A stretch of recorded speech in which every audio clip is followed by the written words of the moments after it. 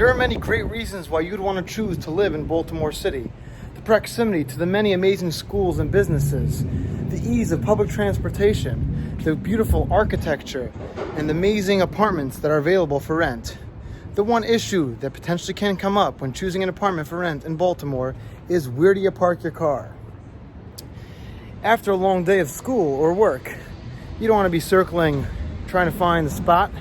So, in this short video, we are going to discuss the 4 potential parking options you may have as a Baltimore City apartment hunter. The most common parking solution in Baltimore City is the neighborhood parking permit. So each neighborhood in Baltimore is assigned an area. This is Seton Hill, it's area number 10. If you can see there, 2-hour parking limit in area number 10. That means that anyone who does not have a permit can only park on the street for 2 hours. If you do have a permit, which costs $40 for the year, then you're allowed to park here for longer than 2 hours. So I will show you here in this car right here what a permit looks like. There it is, area number 10. So the way these permits work is that once you get a lease and are ready to move in, you bring it to the permit office, which I believe is on 200 Lafayette Avenue, and you apply for the permit. It's $40 for the year, and once you get that, then you can park on the street, typically close enough to your apartment, and that would be one parking solution. The other parking solution is the metered parking. So some streets in Baltimore City have metered parking. These are typically found on blocks that are closer to commercial areas. The block we're standing on now is on St. Paul, which is 1 block off of North Charles. So because there's plenty of businesses around here and stores, there are some meters on this block. Now these meters aren't always functioning. So you can see a little bit, let's try to get in there. This meter only functions from Monday through Saturday, 8 a.m. to 8 p.m. Let's try to see if we can see one that's a little clearer.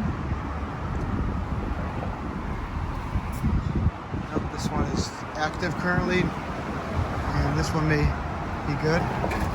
Okay, here we go. So as you can see here, so this is Monday through Saturday, 8 a.m. to 6 p.m., which means that anytime before 8 a.m.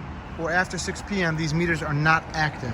So if you're considering an apartment that's in a more commercial area or has a lot of metered around, one thing to make sure is that you're able to, if your schedule works with that time frame, meaning if you're out of the apartment by 8 o'clock and back after 6, you would not have to pay for metered parking, and you would have ample spaces to park in. So that is another solution to parking for your Baltimore apartment for rent. This is another type of meter. This is located on the 400 block of North Charles, which is primarily a commercial block.